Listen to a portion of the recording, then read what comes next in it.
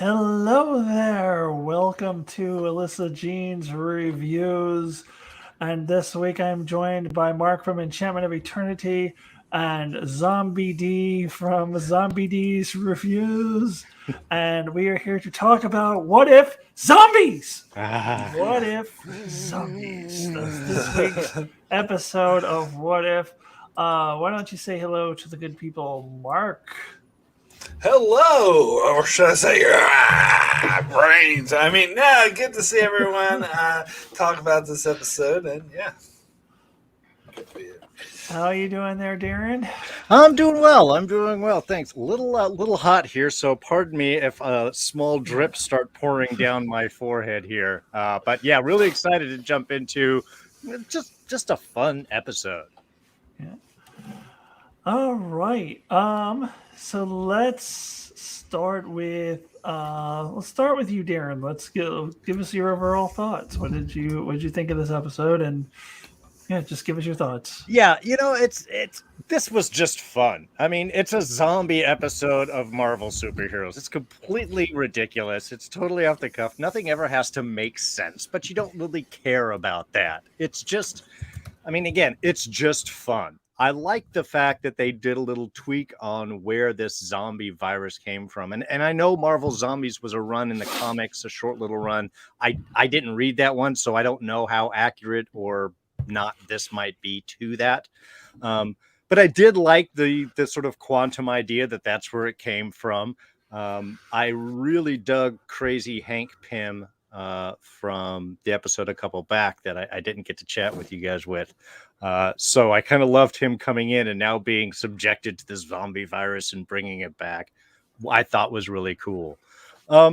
It did get a little ridiculous with we got to Vision and finding a cure and like how exactly does that work? Oh, we might get into that, but again, overall, I think it was just sort of a fun romp. We had some good character stuff. We had some fun Spider-Man bits in there, which is always kind of uplifting. And it ends on an appropriate kind of sour note, which the show has done a good job giving us some uplifting endings and some very dark ones too. Yeah, and I haven't read the comics either, but what I have gleaned from other channels, people who have read the comics, that it was not very comic accurate, or at least not as far as the origin of it. The whole Janet Van Dyne thing was not from the comics at all, is my understanding. Marc, give us your thoughts. Okay, so I felt like this was a very typical by the numbers zombie story, but it's like let's start, instead of having random people like most zombie movies do, let's have these Marvel superheroes that we know be not only the survivors but the zombies as well. So we got zombies with superpowers. So I think this episode is very dependent on, do you like that kind of thing? Do you love the zombie genre? Because it was a very stereotypical, very by the numbers zombie thing. So if you're really into that, you're going to love it. And I'm sure a lot of people are going to love it. And who are really into that kind of thing, I'm not into that kind of thing. Personally, I tend to avoid zombie movies, to be honest. It was a deep, dark secret of mine that I didn't actually like the zombie genre. I make exceptions for a few things that kind of go outside of the by the numbers thing, but this was a very by the numbers thing. So there really wasn't much for me in this episode, if I'm being honest, and so it was by far my least favorite of the season. So, but I know that's a personal taste, personal opinion thing, but it was, if I was going to objectively rate it, I would say it did what it meant to do. It was set out to do, hey, let's do a typical zombie thing, throw Marvel superheroes in it, and that's what it accomplished. So there we go. Well, poor Darrin. Out of all the people that you could have done a discussion with, you end up with two people who do not like the zombie genre. And I think we're the only two in the entire world, or at least amongst Marvel fans. So if you had been doing this with Rob and Dawn, I'm sure you all would just talk about how fun the zombies are, but I like the zombie genre even less than Mark. And this is one that I was not looking forward to. And to be fair, it was what I expected to be. As Mark said, it was very by the numbers zombie. I didn't have high expectations for it, but to me, when I think about that all the Marvel fans or a lot of the Marvel fan base are really into zombies as well. You know who else knew that? Marvel. And so this to me was the biggest piece of fan service Marvel has ever done, and I don't mean that in a positive light. I thought it was just the whole thing was like screw writing, screw creativity, screw making sense. Zombies! They couldn't even be bothered to write out a title. The title is just "What If Zombies?" Like all they knew that all they needed to do was just shout zombies, and everybody go, "Ooh, zombies! Yes!" And no disrespect for all of you zombie lovers out there, which I know is the majority of you out there. If that's your thing, I am happy for you that you got this zombie episode. Personally, I am glad that it's over with and we can start getting back into actually caring about plot and writing. Just so much. And I guess I would disagree that for me personally, that it didn't matter, that nothing made sense. It did matter to me. It did matter. I thought that the origin story made absolutely no sense. We're just like, oh, let's just say that they got it in the quantum realm. Blah, and just threw it in there. And hey, I have this idea. Let's do this scene where a character has a heroic death and gives themselves up to the zombies so that everybody else can escape. And then let's do that 5 more times in 30 minutes. This episode kind of drove me crazy, but at the same time, as I said, like I knew it was coming. Although I didn't know it was coming this week. We were expecting this in episode 7 or 8. So I was a little bit surprised that they brought it out in episode 5. But I did know that it was coming. And so I was like mentally prepared. Okay, it's going to be a zombie thing. And I hope that everybody had fun with it. And I will have some positive things to say. I'm not going to be completely negative Nancy throughout this whole discussion. There's some things that I can try to glean enjoyment out of knowing that it is what it is. But I am looking forward to actually having, not incredibly lazy writing next week. But so sorry, Darrin, you ended up with the 2 wrong people to do this. No, that's perfectly fine. And you're both right. This is like a textbook by the book zombie film. You get your group, you get your sacrifices, you get your road trip part, you get your potential cure, it is extremely by the numbers. And let me correct the whole zombie thing, because I think I may not have been entirely clear with this. Again, this was a fun episode. It was completely ridiculous. You have to kind of go with it, again, in my view. But it's also not really zombies. It's a zombie look that allows you to do all the things. I mean, because Captain America without his powers is just a shumbling mad. You can't just have like all the heroes now are zombies, but they're just slow walkers like everyone else. So you also have to be like, okay, so they're zombies, but they maintain all of their skills and mental processes for the most part. It's a mental thing, but their body still decays, and yet you can fix them. Really, it should have been a magic thing, because then you can fix it all and just say it's magic. The minute you add science, it's like, how exactly do you undead skin and body parts? And how the heck is Scott Lang's head in a jar still alive? This isn't Futurama. Maybe it is. I don't know. I felt like we're watching Futurama all of a sudden. Yeah, I know. I was like, what the hell? Where's Nixon? Is he going to pop up next? Yeah, I was going to say, if they had Nixon, man, that would have been it. I would have just sent a check to Marvel and just said, okay, guys, just take it and run with it. So they're definitely tweaking the genre in order to give you the superhero part, but still make it zombie-ish. And that's why I say the rules kind of go out the window, because they're doing a lot of counter things. And your final shot of, zombie Thanos with the Infinity Gauntlet. oh, his finger comes off, can't snap. I mean, I don't know what he's going to do there. Yeah, we'll I want to go through the order of this episode. We'll get to that. I definitely have some things to say about that. Sure. But did not love that. Anyways, let's start at the beginning. Yeah, I did feel that the origin, like, I don't think they put a lot of thought into it. I don't think there's a lot of science behind it. I think, let's just say it came from the quantum realm, and let's just do that. Then we get, kind of the beginning of Infinity War with Bruce Banner crashing down and landing in the Doctor Strange, whatever you call that place. Sanctum Sanctorum. Yeah. And I thought that was an interesting time to set it in as well during Infinity War. I don't know if that entirely worked for me either, but I'll talk about that a little bit later. But I did think that it was an interesting way to start the episode, was to have Bruce Banner crash onto Earth thinking, he's going to warn people about Thanos, and instead he's surprised by all of these Marvel zombies and the Iron Man zombie.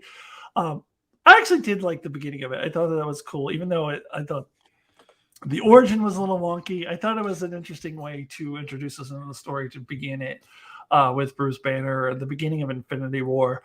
I don't know, Darrin, talk us through it. What are your thoughts on that beginning sequence, either the origin or the beginning part with the beginning of Infinity War? Yeah, I mean, I buy it. I see timing-wise why they did. Ant-Man and the Wasp does take place a little bit before Infinity War, so it would make sense that Hank Pym would have run into Janet, beforehand, and thus, therefore, when Banner arrives, it could happen. So, I mean, from a timeline standpoint, that worked. And they always give us that, what is that transition? And especially with zombie films, who is the hero? Who is the person you're following?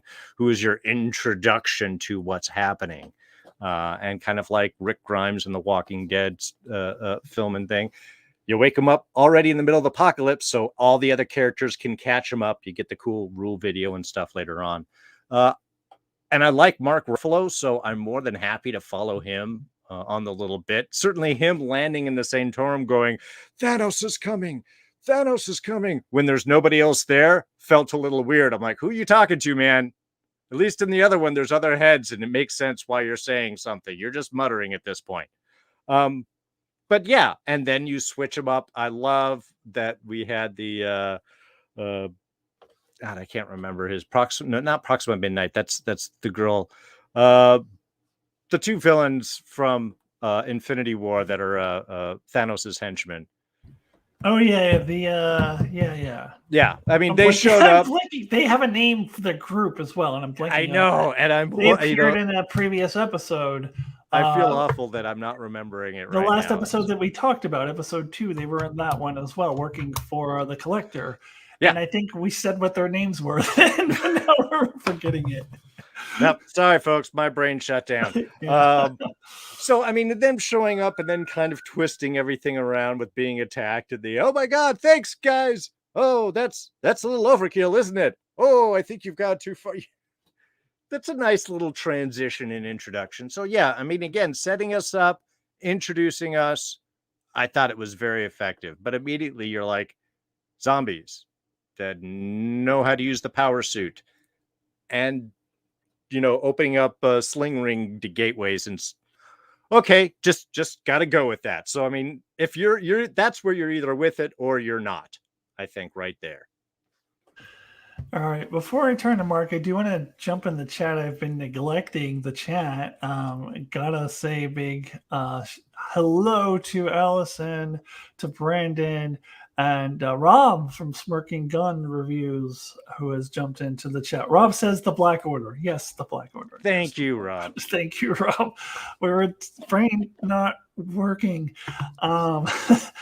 Allison said, is Doctor Strange cloak its own independent entity? That's what I've always assumed. I don't know what it was like in the comics, but from the Doctor Strange film, that's what I had always gotten the impression, that it seemed like its own independent thing, and that's certainly what it seemed like here that and you can't turn a cloak into a zombie, so it was, I guess it was on the right side. Mark, what are your thoughts on the beginning part there? Well, Darrin mentioned The Walking Dead. That's what I was going to bring up. The Walking Dead and 28 Days Later. And it's another common zombie trope where you have a main character, or usually in both those cases, they woke up in the hospital and they're like, so this is seemed like this similar sort of thing where they bring in the main character, although he doesn't make it to the end, which kind of bothered me. But anyway, they bring in the main character while the zombie apocalypse is already in progress and they have no idea what's going on, so everyone has to get. Again, that's another way this episode's very stereotypical by the numbers zombie story. So, okay, that's fine. That's what they want to do. That's all good.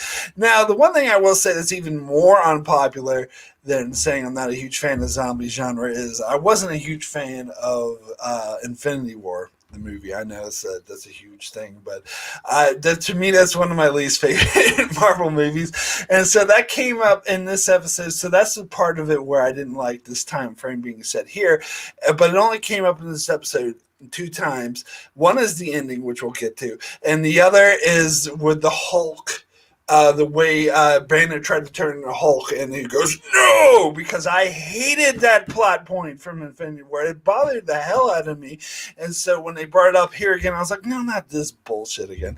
But again, I know I'm alone in that. Everyone else will be against me on that one. But that's just what I thought about that part. Now, as far as the origin story, it's as good as any. Like, I think they could have come up with more nonsensical, more worse ways to get zombies. So I'm fine with this. It's like, whatever. That's not really the point. They need any excuse to put zombies. That's the whole point, is to have zombies. And to say that Hank Pym's wife had this infection that he spread, sure.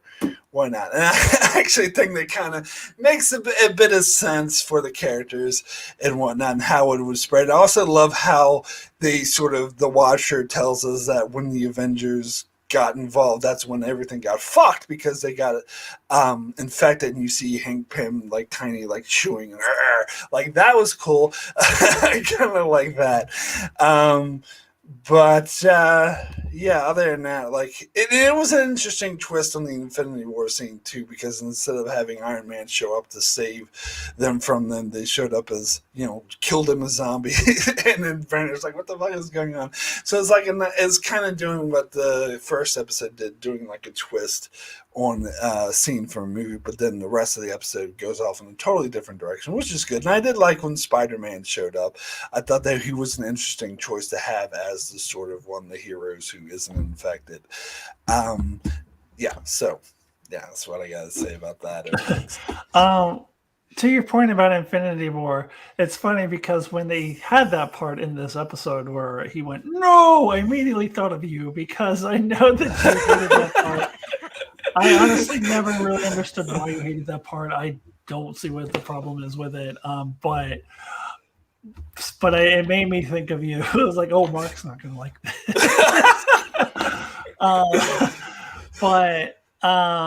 That's where we disagree. I do. This is where I join the majority. I do love Infinity War. But I'll go ahead and talk about it now. My issue with this setting is that this universe makes for an extremely convoluted movie. Like, imagine if the movie was this way. Like, oh, we're setting up for Thanos. It's all about Thanos. It's all about Thanos. And oh no, it's not about Thanos at all. It's about zombies.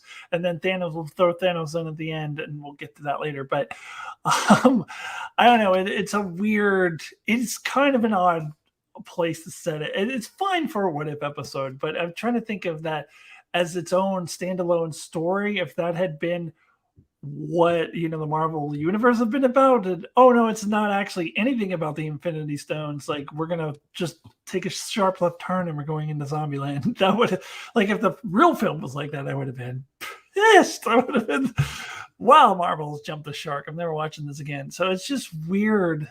It's fine for a what if episode, but I just feel like it. I don't know that the the setting of it is really odd to me, but also interesting. I don't know. Any other thoughts on any of that before we move on? No, I think that's a good setup. Yeah, so let's get in. You mentioned Spider-Man. Let's get into like the little zombie team. I don't know. I thought the whole Spider-Man, the little film that he made, I thought that was corny. Somebody mentioned one of the other videos that I watched mentioned Zombieland. I don't know. I don't know anything about any of those zombie things. So supposedly it's similar to Zombieland. I don't know, but I don't know. It reminded me of something else. I just couldn't put my finger on it. But I thought it was sort of, I don't know, corny. And but I did find it interesting that they had this particular group of people together. I like the focus on Ant-Man. To me, the Ant-Man films are underrated. I enjoy both of them. So I like the focus on the Ant-Man characters. I like that it's centered around Hope Van Dyne, who was dead in a previous episode. So this is kind of the second episode that sort of centers around her. The other one, though, it was around her death. And this one, she's one of the key central characters until she, sacrifices herself to the zombies halfway through the episode. But but I did like, and it was an interesting choice of characters. It was interesting that they threw in, I forget his name, the Russian dude from the Ant-Man films, who I didn't know this until someone else pointed out that that's the same actor who did Polka Dot Man. Yeah. I didn't realize that. From the Suicide Squad. It's the same actor. I see it now. Yeah. Yeah, that's how I felt. I was like, oh, yeah, it is the same guy. David Dalmatian or something like that. Okay. Yeah. Yeah. It was an interesting mesh of characters. I kind of wish they just didn't kill them all off immediately, but I guess that's probably typical of zombie genre as well. To set up all of these people and then just kind of, kill most of them off like right away. But it was an interesting mishmash of characters. And I did like I do agree, Mark, that I like that Spider-Man was the central focus as well. And I like that the Ant-Man characters were kind of a central focus. I'll still never understand the Futurama thing, but what's your comment on what do you think, Darrin, on our zombie fighting team? Well, yeah, I mean, I love Spider-Man. I mean, Spider-Man was one of my earliest big heroes, so I will follow him anywhere. He is very uplifting. I like how they kind of oriented a lot of the story, and especially a lot of the bonding, especially with him and Hope, of that he is this eternally optimistic guy, even though he's been through a lot. The video to me was very Spider-Man-ish. That totally makes sense, especially how they've sort of set up the Tom Holland version of him, that he would make a cheesy, kind of video to put together for your, zombie education bit. The only downside that I kind of have with Spidey in this, and again, I know it's an MCU issue, Spider-Man is supposed to be like one of the few heroes that really hides his identity. And it always annoys me that they just constantly have him around in costume, but with his mask off. And it's like, again, I know it's a tiny little thing and it's totally personal, but it's like, yeah, but part of this is it's Spider-Man that's cracking all these jokes and doing these things and not Peter Parker doing it. To me, that's kind of the fun bit. But yeah, as for the rest of the group, you got a great mishmash. I mean, yeah, you've got David Dalmatian's character that honestly took me a little while to figure out who he was. Because I don't know, he looks taller in the Ant-Man movies, I guess. That's how I feel that he is.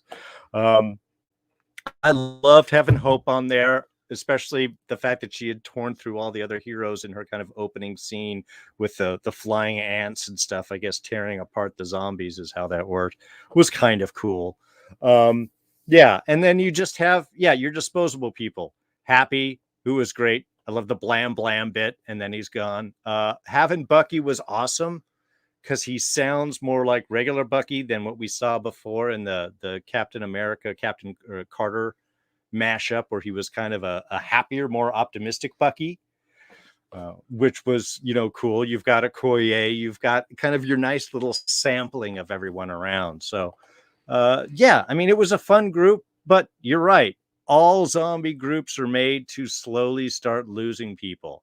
And I'm pretty sure David's character was in there just so he could do the Baba Yaga reference before the Scarlet Witch kills him. All right. Oh, go ahead. No, all go right. ahead. So I was just gonna say so it took. I'm with Darrin. It took me a long time to figure out who that guy was. I don't think it was till the end of the episode. I was like, or right before he died. I was like, wait a second, that's the dude from Ant-Man.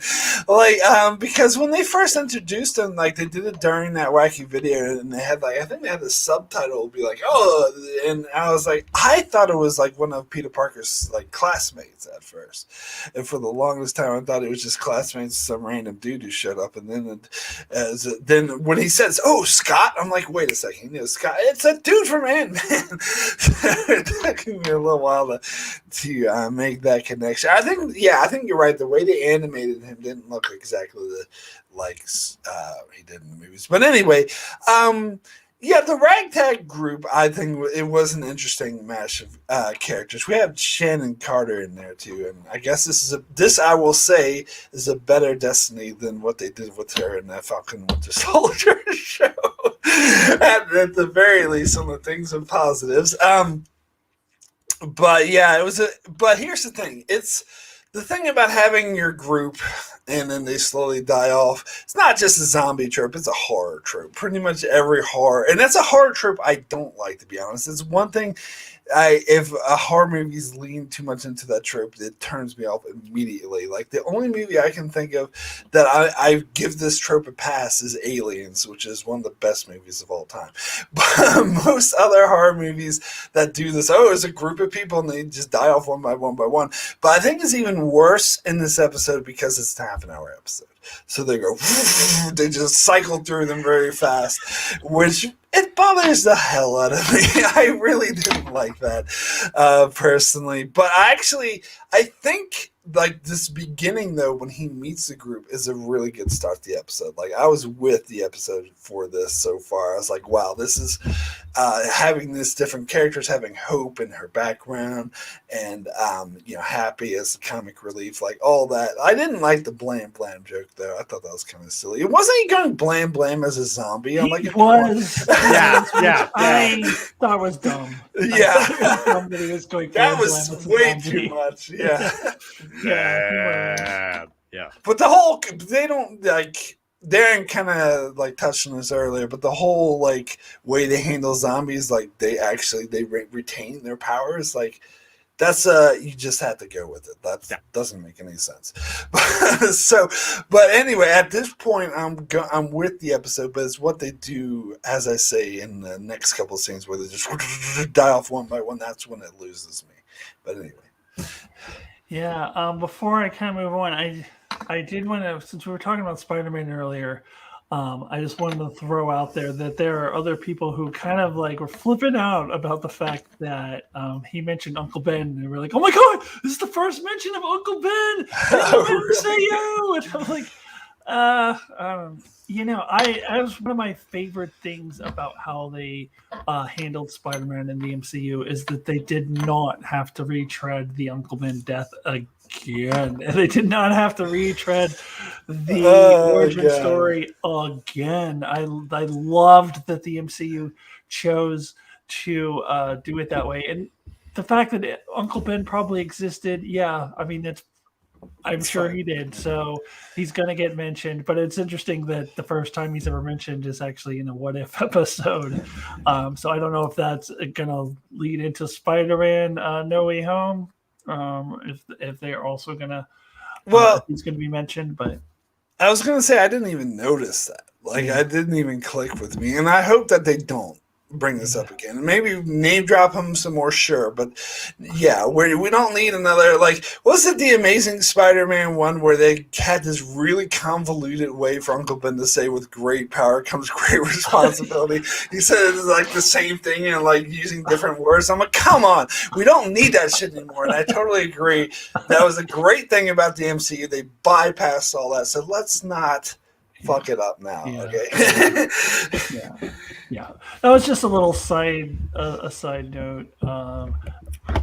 I don't know if you want to add anything to that before we move on, Darrin. No, the internet was all over that, and I'm like, really? It's a throwaway line. And people are like, it's finally real. Always said. It's like, okay, look. I mean, I don't know. Maybe it's just because I'm old, but it's like, look, there's so many other things to focus on than whether or not he talks about frickin' Uncle Ben.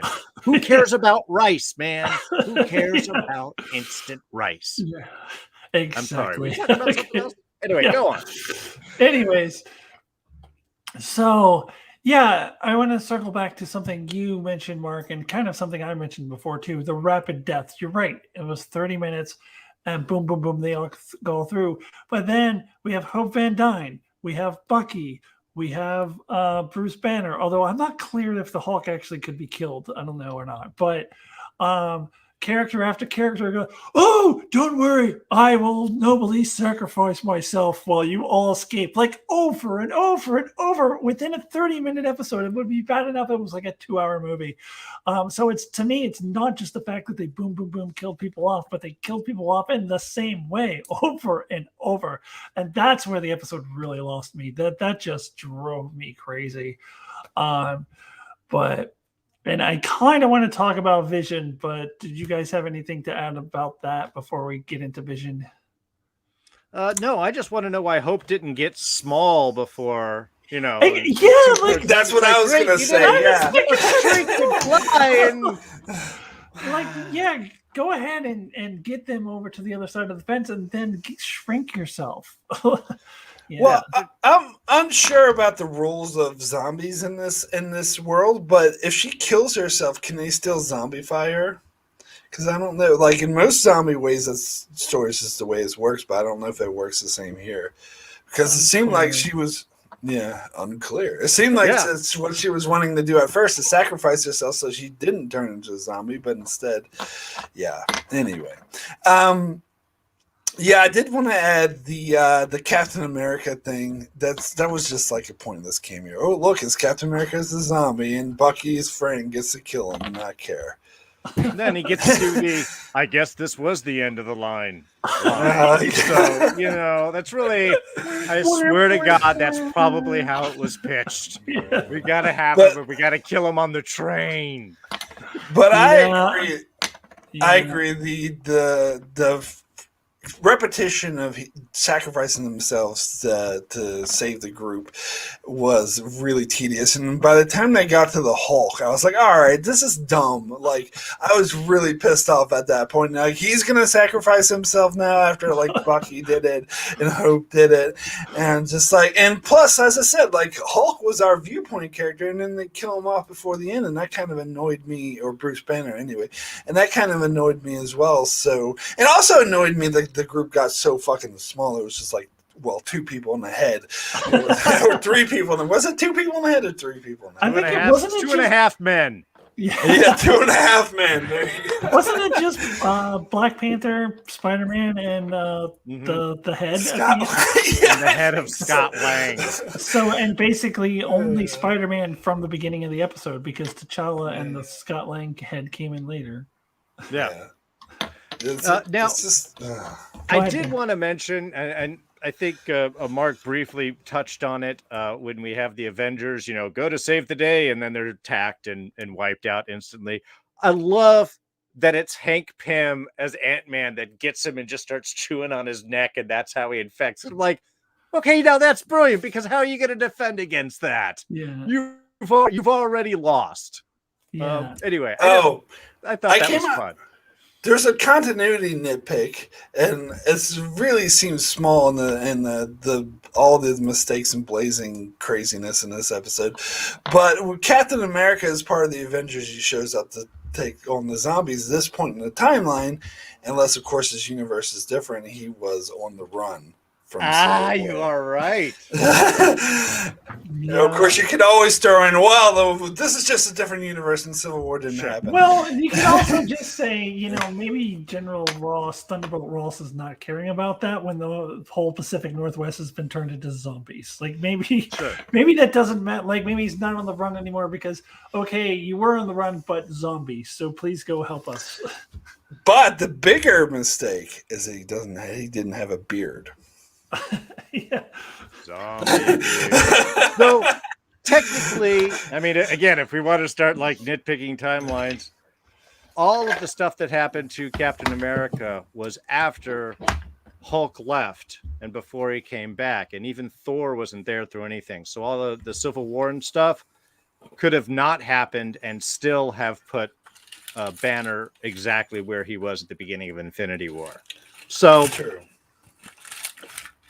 Okay, that's my nerd timeline. I mean, but the real answer is this episode doesn't care because it's not the point. No, of it, so.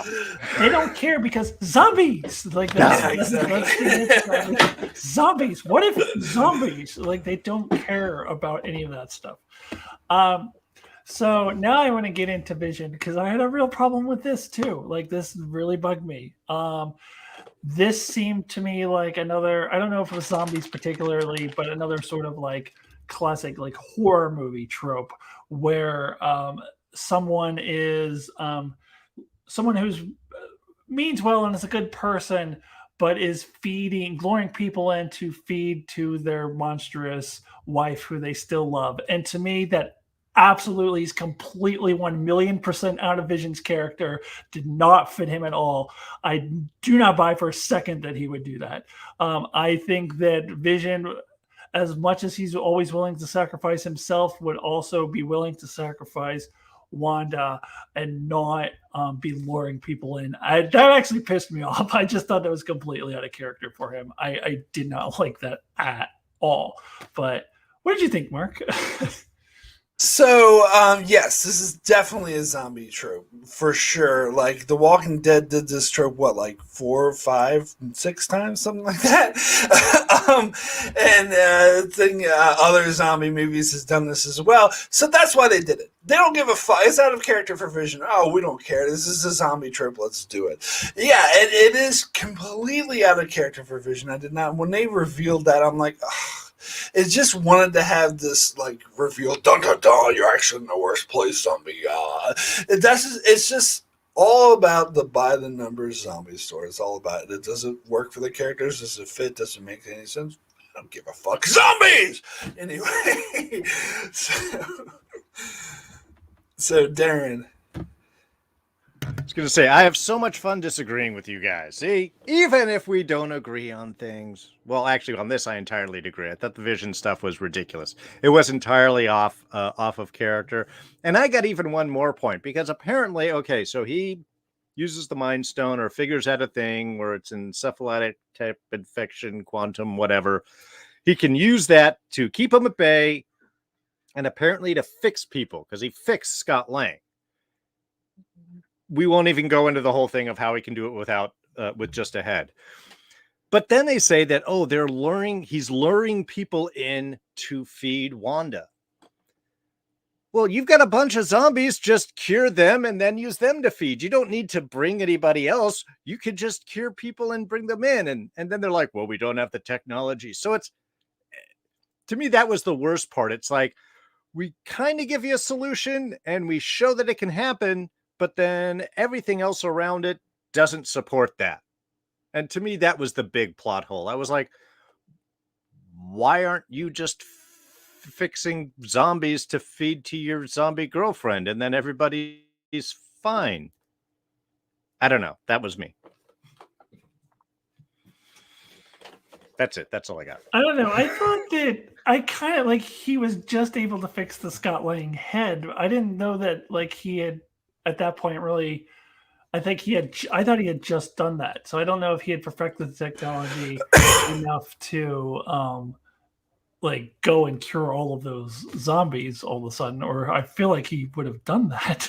Like, so I just assumed he actually had just now did the Scott Lang head, and he hadn't gotten that far yet where he could cure massive people at once. But well, even if it was just one at a time, then he wouldn't have to lure people in. I mean, again, it's that small thing where it's like, well, yeah, but fixing a regular person is one thing. You just cured a head and have it alive. I mean, and then you're like, well, the technology doesn't exist for me to do. You have a head. What are you talking about? So yeah, that was the only thing. And you're right, it was entirely out of character for Vision to lure people in and then do it off, and then and then I don't know if we're gonna get into already the pulling out the Mind Stone. I can't leave Wanda. I will die. I don't. That was like okay. All right. Yeah, that kind of took me by surprise. Like, really? That's what he's doing? Yeah, it was weird. Mark, any other 2 cents to add into this? Oh no, I think we about covered it. Okay. You're like, yeah, I'm done with this. Yeah, really. It is just so dumb. Anyway. All right. Okay, let's talk about the Thanos of it all.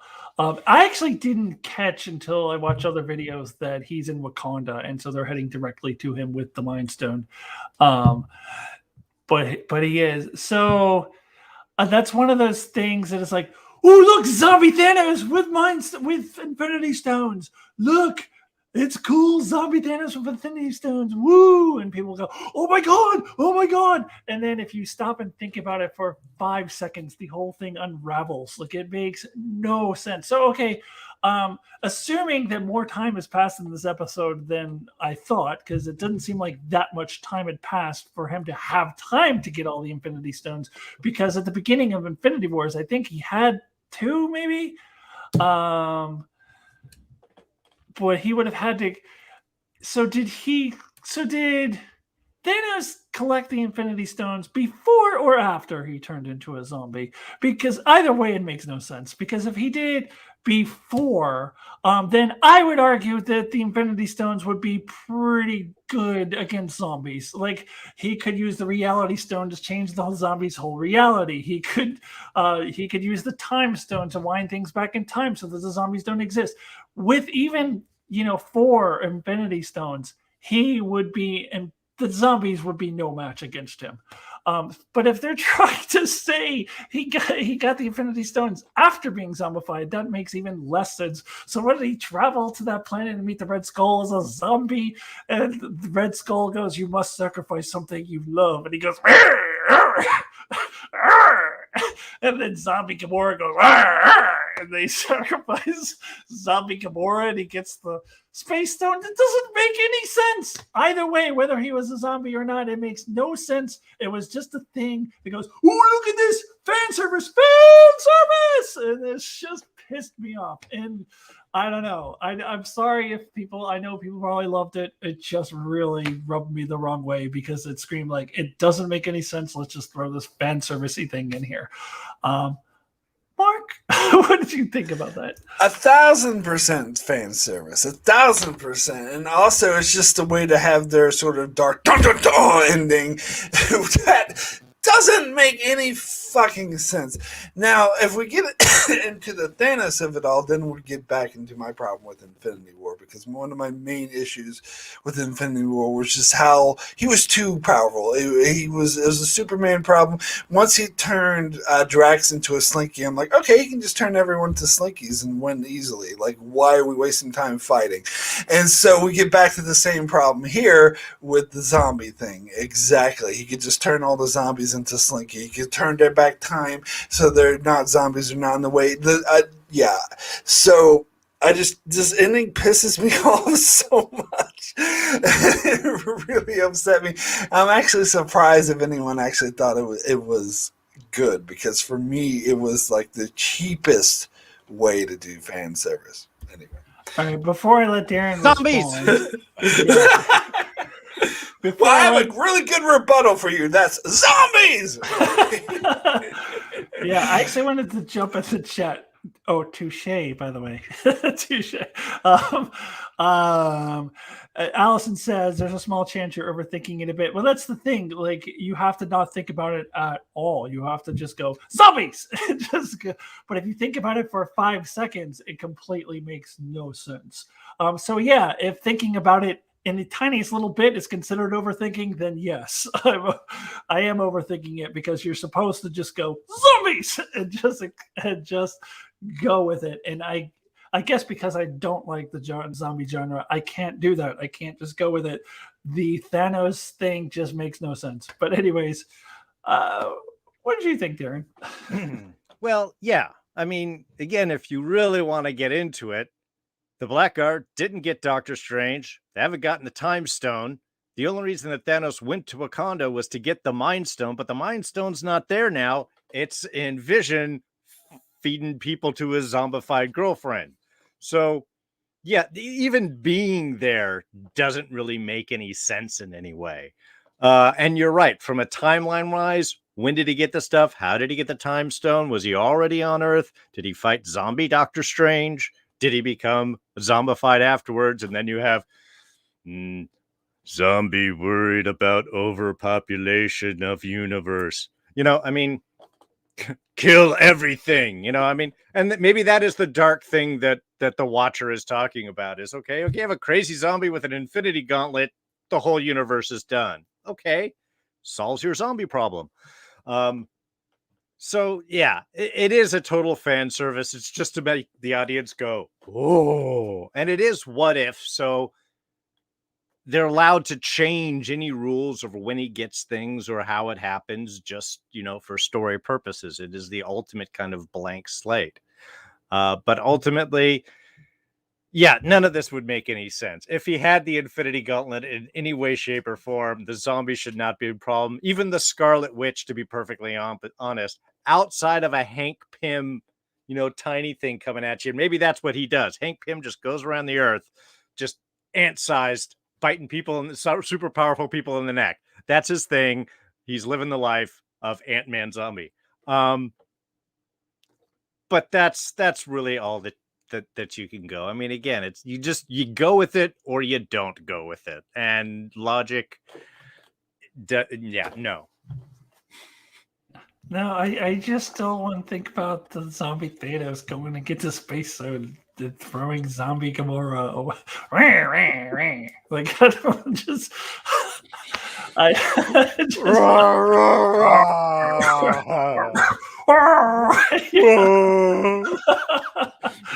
Yeah, and yeah, then what is Zombie Thanos going to do with the Infinity Gauntlet? I feel like Zombie Thanos is probably going to make more people so he can eat them instead of killing half the population. I think I will unzombie half the population so the other half can eat them. Yeah. Oh, jeez. So in the chat, Bill Casey brings up the whole Ant-Man going up the Thanos' butt theory. What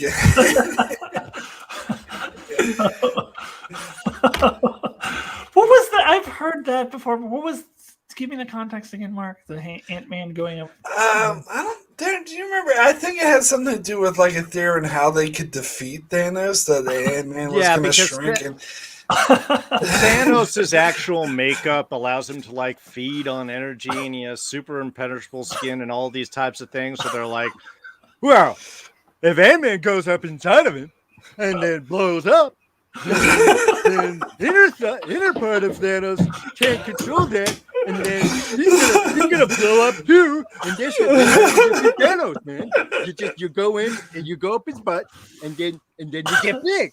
You have giant man in Thanos' butt.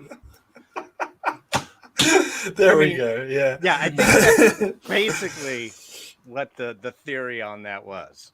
Which, you know, if you want to be growing inside of Thanos' butt, that's a challenge I guess you can take. Maybe that would just squish Hank Pym. I don't know. Or Scott Lang, I guess, whoever's the Ant-Man. Yeah, whoever's the Ant-Man. It was a joke meme on how Endgame would play out. Bill Casey says. Yeah, but I've heard it. Yeah, it's bounced around. I definitely have heard it before without seeing the meme in particular. Okay. So I guess the conclusion of this is that if you are able to just like have fun with it, roll with it, and just ignore all the flaws and just go like zombies, then you can enjoy it. But if you're like myself and Mark, who just don't like the zombie genre, and I just can't go with it. So I did not. I mean, there were tidbits that I did enjoy for sure, but I agree with Mark. This is my least favorite episode, but I also was expecting it to be because I knew I pretty much got what I expected. So, well, I will have a rebuttal to that. I think I can picture a version of this episode that's better than what we got. I think they could do zombies, but not. I think they've laid way into the zombie tropes and disregarded all logic and meaning. And I think if they had not done that and did something that was more of an actual character story, they could have actually made a decent zombie episode. Yeah, that's true. If they could have avoided the zombie tropes and been more original, then yeah. I agree. Yeah, but I mean, it is just a plug and play, basically. Yeah. I mean, I think that's why I call it fan service, because I think the zombie genre is very popular. People probably, other than you and me, Mark, want to see the zombie tropes. So I think they were appeasing what most people probably wanted to see. Yeah. Well, you do get moments of character work. I mean, you do get some nice Spider-Man character stuff. You get little bits, and that's really where these moments should be allowed to do. But it is very tropish, and it is very meaningless. And yeah, you're not going to look for anything that's going to make you think later on, like, what did this bring me an interesting intellectual problem? Did this bring up a morality issue?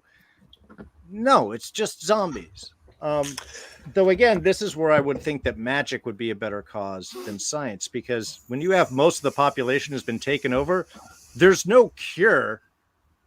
People's arms are falling off. Okay, Sam Wilson, no left arm as he's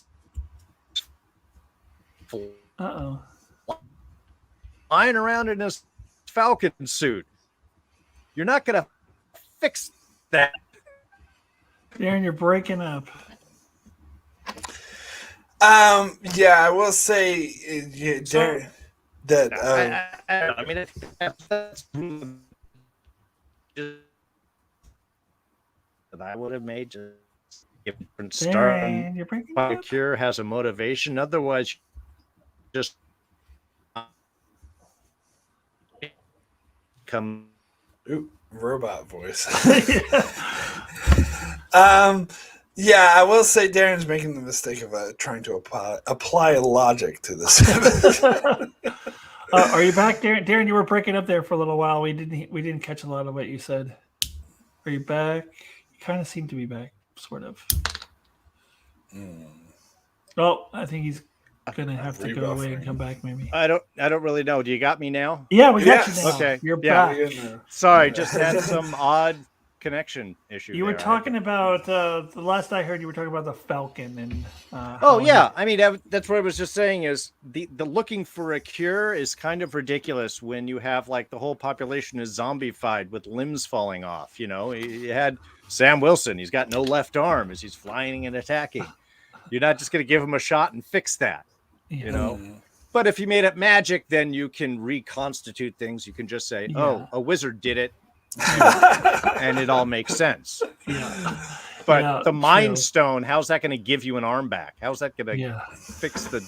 Well, it won't. I mean, because it didn't give Scott Lang his body back; he's just a head. Again, there's a lot of questions there. There's a lot of questions with the Futurama head.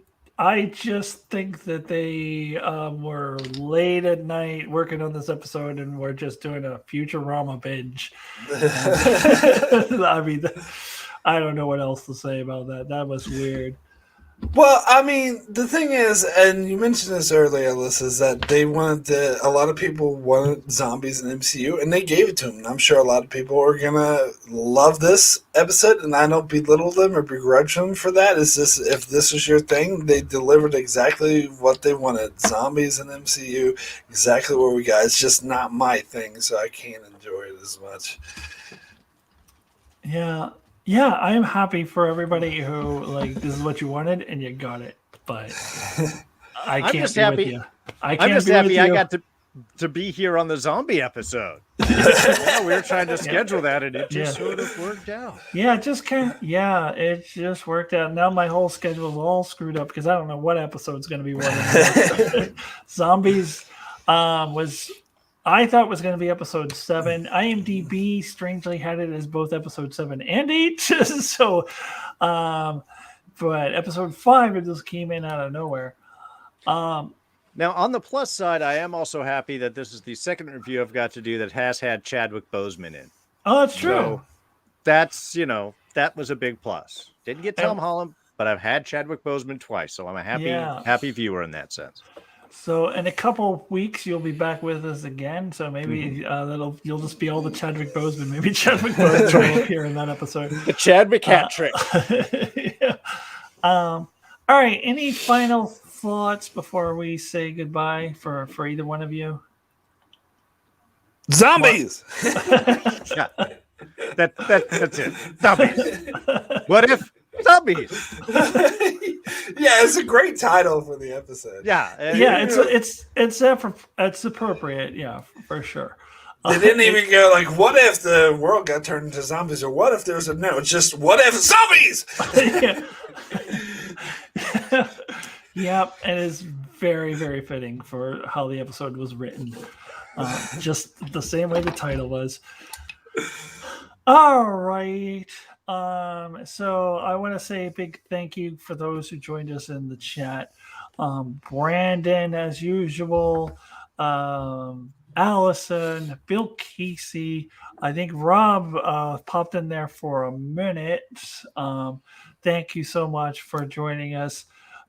So next week we are going to be back with Don Willie is going to be joining Mark and I for episode 6, which I thought was going to be about Killmonger, but who knows what the hell it's going to be about now. Maybe it'd be the Thor episode that I thought we were getting in episode 5. So we'll see. But whatever it is, we'll have fun talking about it with Don Willie next week. And then Darrin will be back in 2 weeks to talk about whatever episode that ends up being. Darrin, tell the people where they can find you and what you're up to.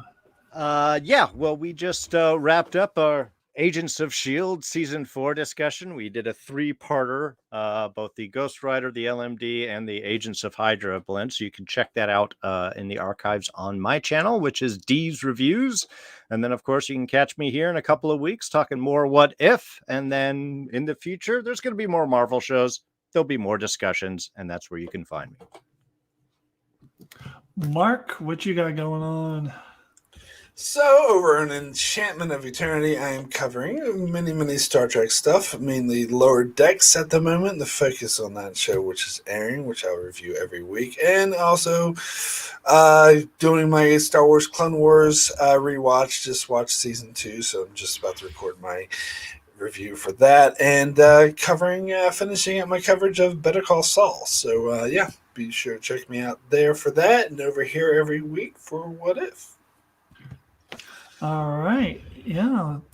These what if discussions are a lot of fun. I'm going to be sad when they're gone. We've got, I think, 4 more left, right? 6, 7, 8, 9. Yep. 4. Okay. So my name is Alyssa. You are watching Alyssa Jean Reviews right now at this very moment. That is the channel you are on. So if you haven't yet, then go find that subscribe button and click on it. Smash that subscribe button and subscribe and smash the like button. Just smash it, smash it. And then check out all the other stuff I got going on. I have I now have all of Marvel Cinematic Universe Phase 4 reviewed. I've got 2 reviews for Shang-Chi. I did an initial spoiler-free review, and then I did a more thorough spoilery review on Shang-Chi and the Legend of the Ten Rings. Fun film. I enjoyed it. Spoiler on my thoughts on it. And like Mark, I am also reviewing Star Trek Lower Decks. I will be uploading my review for episode 5 as soon as I'm done here. I've already recorded it, just need to edit it and upload it. So keep an eye out for that, and just check those out every week. And thank you, Bill Casey. Hulk smash like button. Yes, that is a good way to put it. So it's good night, Allison. Good night, Brandon. Good night, Bill Casey. Good night, Rob. And bye, everybody else who's watching. We'll see you later. Zombies! Zombies!